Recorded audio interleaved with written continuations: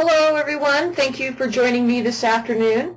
Before we get started, can I get everyone to make sure your doors are shut and your other devices are turned off?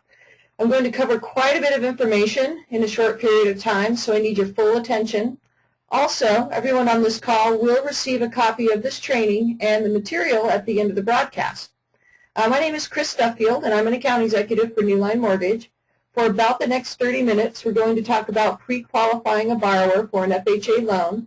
And the goal of this training is to get you familiar with FHA's basic guidelines so that you may offer this program to your borrowers. Before we do get started, I would like to take a moment and ask you for your business. As an AE, I'm paid commission, so the best compliment you can give me is to send me a loan. If you find this training useful and learn something new, please send me a loan on any product.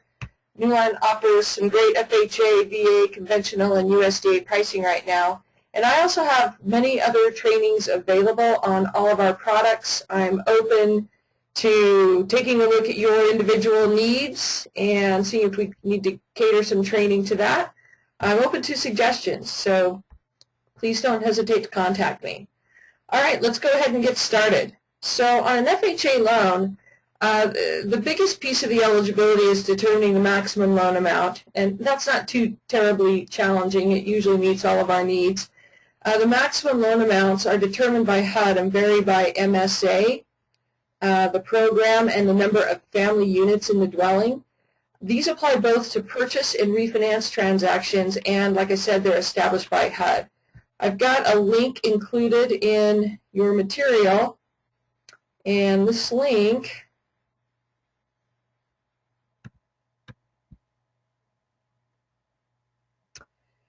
if you come in here and enter your state and your county, you've already got the search for the county, and I'm going to take just a quick second here. This will not only help you research your FHA loan amounts, but if you expand this drop-down menu, you can come down here and research your Fannie and Freddie, your conforming loan amounts too. This helps you research your high balance loan amounts for your different counties. But anyway, we'll stick to FHA. So there we've got our max loan limits for Salt Lake County. And then if you want to maybe look up a different county like Utah County, so you've got your max loan limit for Utah County.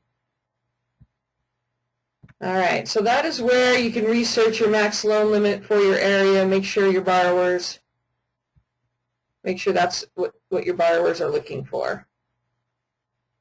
Give me 1 second, I'll get back to our training, I promise.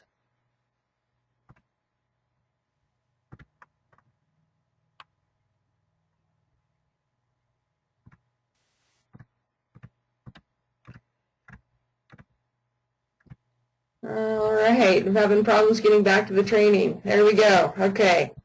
And then under guideline resources, so you've got a couple of other resources available here to research FHA underwriting guidelines. This is a link to FHA's handbook called the 4155. And then this is a link here to Newline Advantage. You do need a Newline login, but I'm going to go ahead and find that for you real quick. If you log into our system, you've got your menu bar on the left, and you can expand on quick links.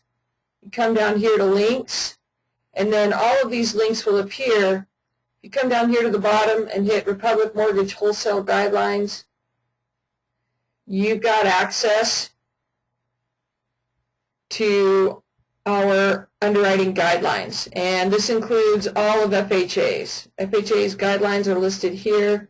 You've got the different categories. You can come in here and do your own research.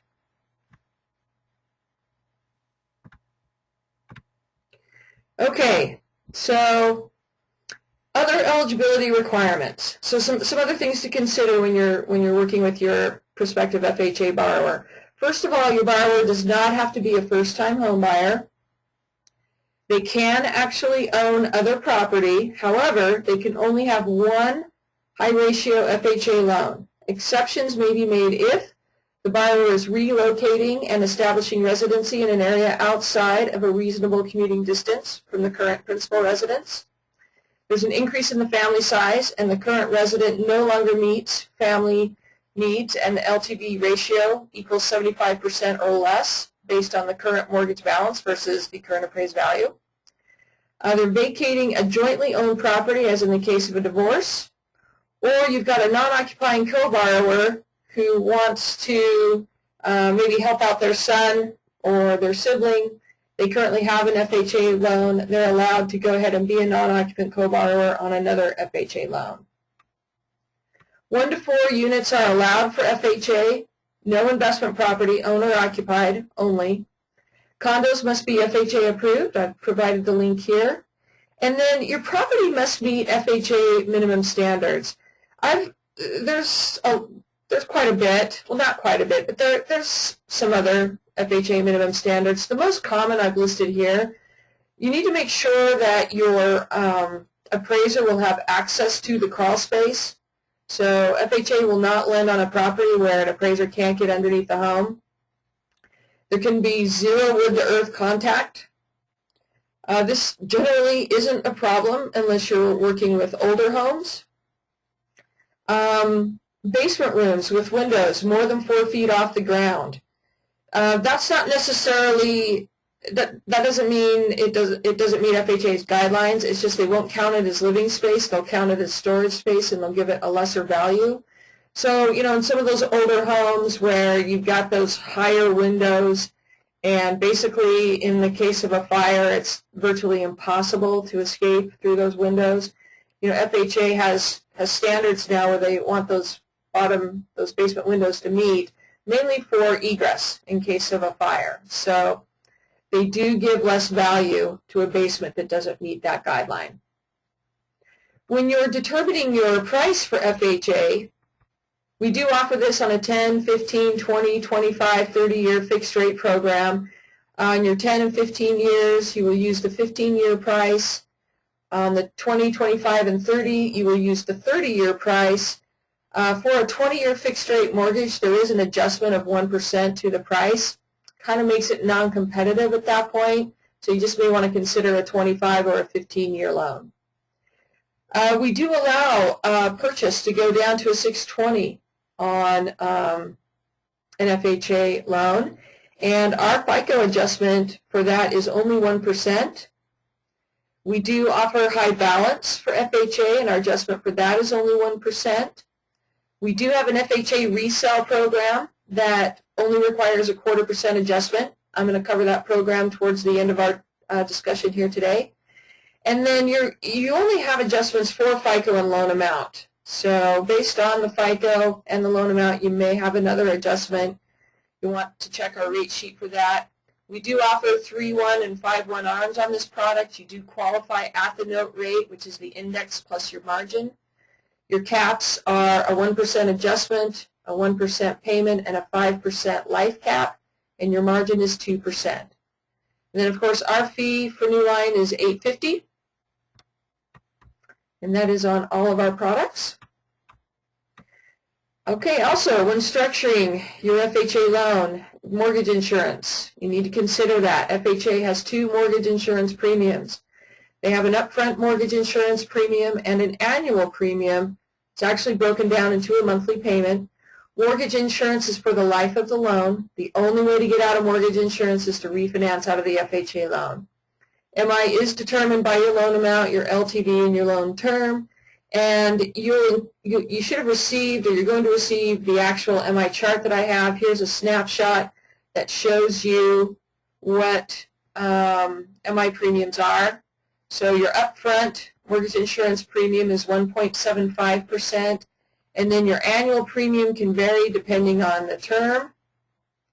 So if we're looking at terms greater than 15 years, then you're looking at, and your LTV is over 95, then you're looking at an annual premium of 1.35%. And just a quick example how these are structured. Upfront mortgage insurance is a percent of your base or your net loan amount. So you'll take your sales price, you'll subtract the 3.5% down, that becomes your base or your net loan amount. So your upfront factor is 1.75 on a $100,000 loan. The MI amount would be $1,750. So you'll add that to your loan amount, and now you have a gross loan amount of $101,750. Your annual MI is based off your net loan amount.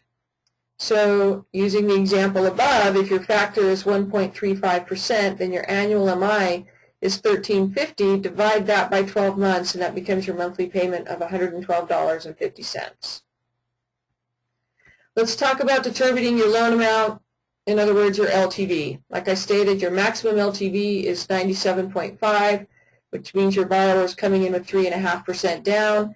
A couple other things to consider. If you've got a new construction, which means it's the property is less than a year old, and the home does not meet FHA standards, then your max LTV is 90%. Also, if you're working with a non-arm's length transaction, otherwise known as an identity of interest transaction, your max LTV is 85% unless it's a family member purchasing another family member's principal residence, or you've got an employee of a builder purchasing one of the builder's new homes or models as a principal residence, or you've got a current tenant purchasing the property that the tenant has rented at least 6 months predating the sales contract. A lease or other written evidence must be submitted verifying occupancy.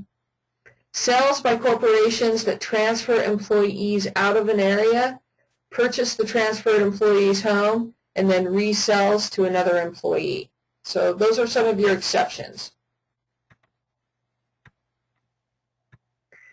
Restricted family member transactions. If the property being sold from one family member to another is the property seller's investment property, the max mortgage is the lesser of either the 85% of the sales price or appraised value or the current maximum mortgage formula. The 85% limit may be waived if the family member has been a tenant in the property for at least 6 months immediately predating the sales contract. A lease or other written evidence must be submitted to verify occupancy. Okay, determining your funds for closing. First of all, your down payment can be gift. So that 3.5% can be 100% gifted. The best thing you could do, because we do have to document donor's ability, which could require a bank statement from your donor, and typically those are hard to get, I would just go straight for the cashier's check to title and then get the gift letter. That is all Newline needs in order to document the transfer of the gift and the donor's ability. Your maximum seller contribution for FHA is 6%. And then any excess yield spread credit, we can actually do a principal reduction of up to $2,000. And then FHA does not have any reserve requirements. All right, when you're taking a look at determining your borrower's credit eligibility, first of all, DU or an LP approval is required. We don't manually underwrite FHA loans. We do require a 640 minimum FICO under our general loan requirements. If you would like to take advantage of our 620 minimum FICO for purchase, we do need a bit larger down payment. We need a 96.5 LTV or a 4.5% down. The down payment has to come from the borrower's own funds. It cannot be gifted. Your max DTI is 45%, even if DU goes higher. Now, I'll just take a quick second. I have exceeded that by about a 0.5 percentage point. That's been my experience thus far. They're pretty particular about staying with that 45%, even if you have a DU approval. So don't expect to go much past that, if I can go past that at all. And you'll definitely want to run that scenario by me before we submit a loan to underwriting. And then you can't have any late payments on any account in the last 30 days, or excuse me, 12 months. So no delinquencies on that credit report at all in the last 12 months. Okay, and then some other credit eligibility criteria. Chapter 7 BKs have to be discharged for 2 years.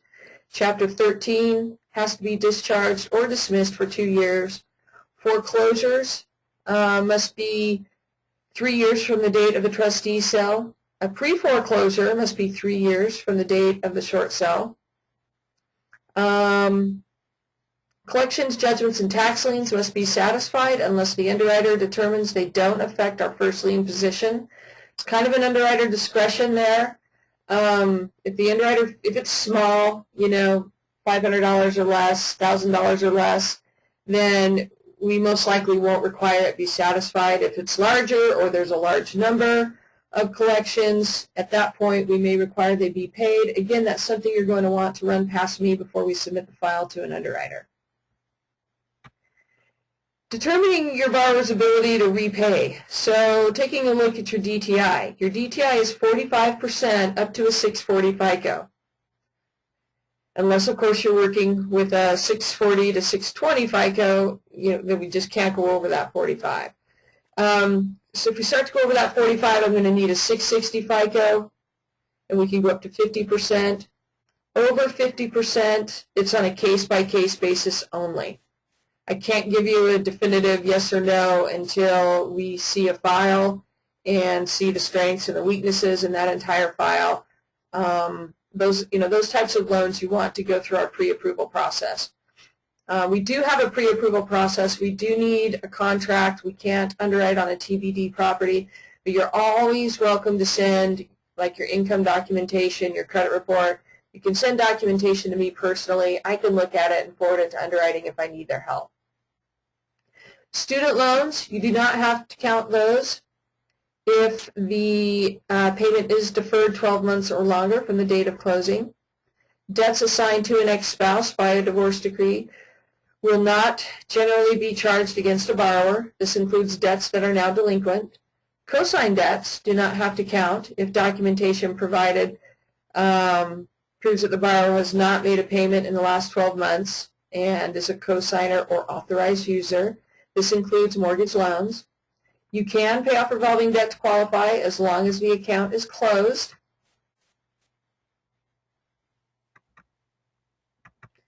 And as far as some other guidelines are concerned, you are allowed to transfer an appraisal for FHA loans. I'll mention that goes for USDA and VA as well. However, if we're not working with the transferred appraisal, this is the first time you're ordering the appraisal, it has to be ordered through United Appraisal Management, which is our own appraisal management company. And then we have, through FHA, you've got access to some other pretty cool programs. You've got a high balance FHA loan available. That can go as high as 700,000, 712,000. I mean, you can get some pretty high limits on that depending on what county you're working in.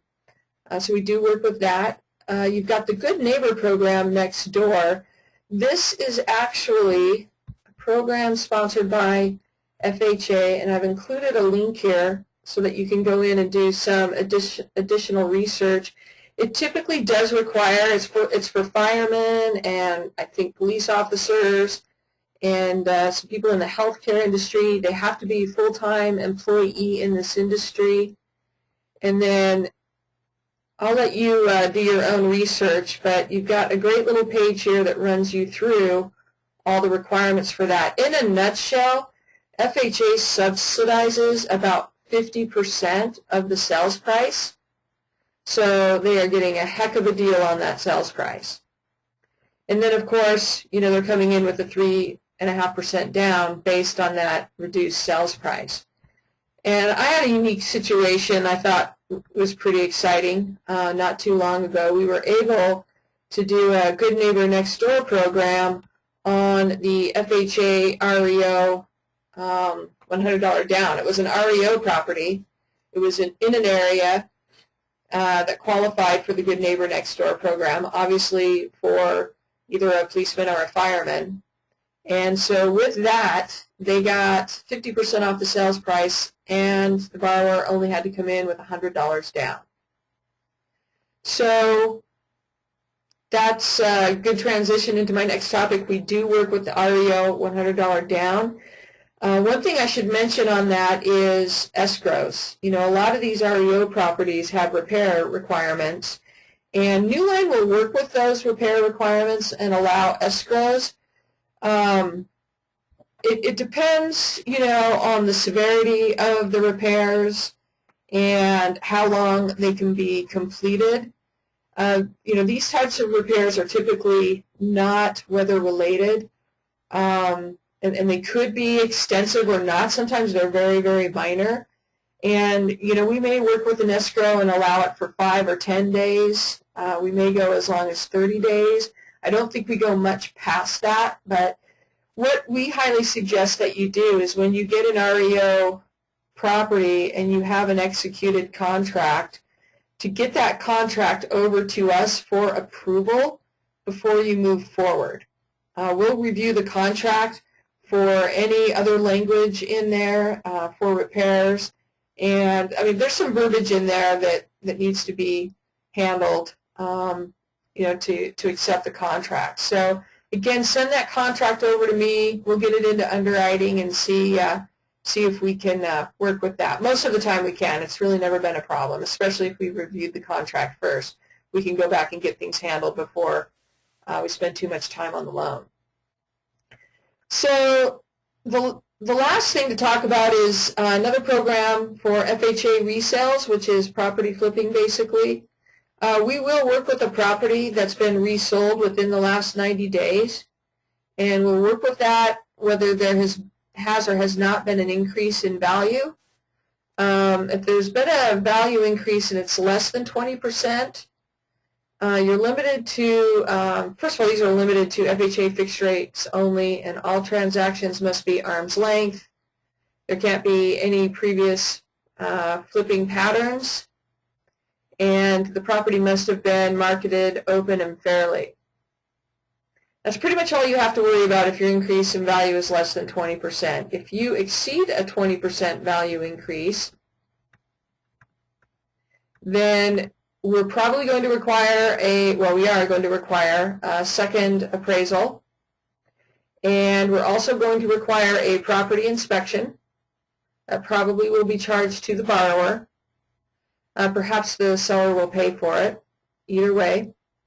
And any health and safety items noted on that inspection or the second appraisal, any repairs, any outstanding items, those will need to be handled. So we'll work with that, but we do need that inspection and we do need that second appraisal. And as far as FHA loans go overall, they are a great first-time home buyer program. We all know that we're working with mortgage insurance on these programs. That could be a tougher sell, but the niches that an FHA loan fills are definitely down payment niches, because you can get a gift for the entire down payment. And the other niche it fills is the non-occupant co-borrower piece, because they have very loose guidelines, I would say, for the non-occupant co-borrower. The non-occupant co-borrower comes in and it's blended ratios, and they blend everything. So it's not like the occupying borrower has to qualify, with any kind of a ratio. And so it makes the non-occupant co-borrower piece a little more attractive. Those are some of the biggest reasons to look at FHA. Our pricing is phenomenal on FHA. It's where we're most aggressively priced right now. So it's a product that I am heavily vested in. All right, well, that's it for today. Remember, I am only a phone call away. Please call me if you need anything. And again, if you found my training useful, please send me a loan. My name is Chris Duffield with New Line Mortgage, and I thank you for your time.